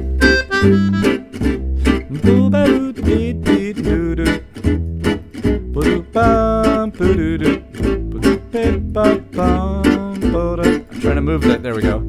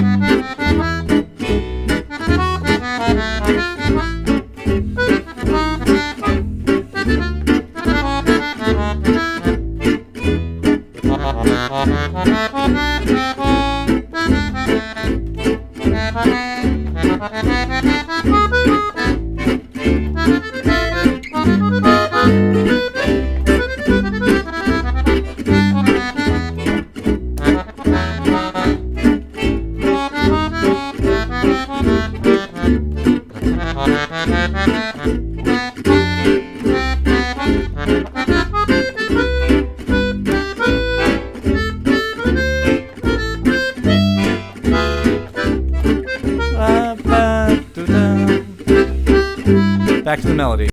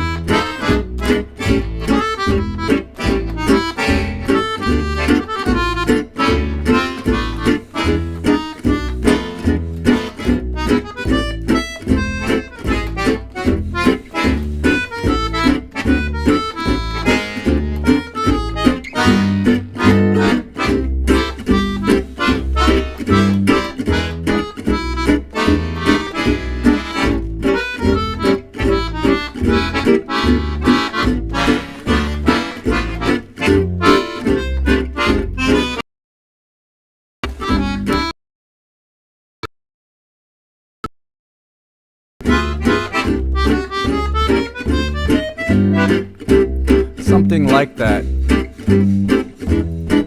I think they still have at least one more chorus to go, but maybe something like that. And I was trying to play in a way to show the left hand, because I think that we should be using the left hand a lot more. It's something that I'm trying to do on the stradella, on the free bass, but get it in there, man. Like you don't want to play along with that, you know, or repeat it, but you can comp for yourself and work to comp in time.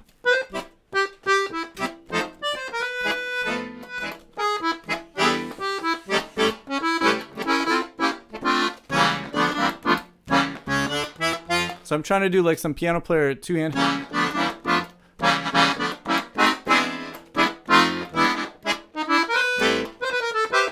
You should be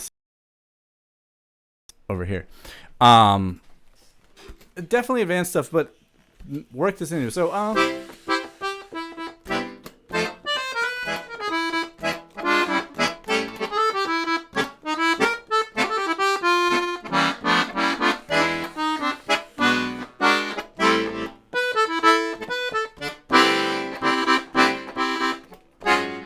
let's see.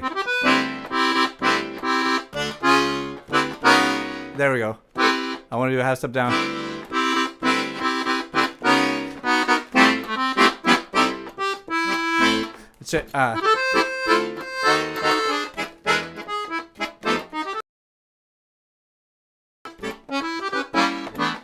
So here's the two hand. So it looks so dumb with the counter basses going, but there.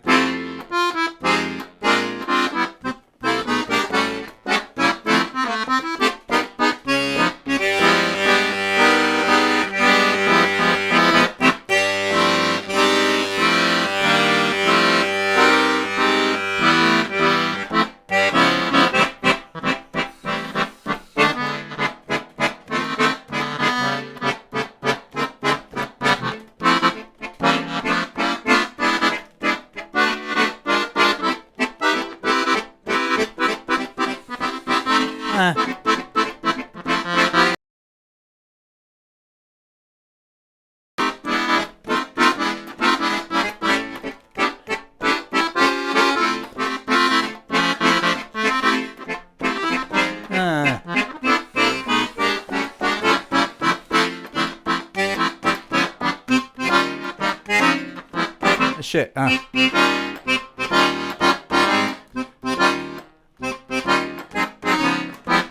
Something like that. Alrighty. Lovely. Okay, so that's the end of this episode of the Rising Green live stream. That was fun. I like this. I don't have to prepare too much. I can just like throw a couple things on the screen and play and talk. And I think that's good. I think that's good for this medium and for my ability to prepare. That's lovely. There's somebody cutting some ripping some wood outside. You guys can probably hear. It's the sounds of I don't know, home repair. Can you escape it anywhere? No. But lovely weather here in southeastern Pennsylvania. I'll be back next Tuesday covering another tune. I'll probably cover one of the tier 2 tunes next week. And you can find me at risingreed.com. I'm taking new students, and I don't have the next classes up yet. Kind of just letting it aerate a little bit, but those will be up eventually. It's not too late to sign up for Django. If you love this music, you want to just jump in and be immersed.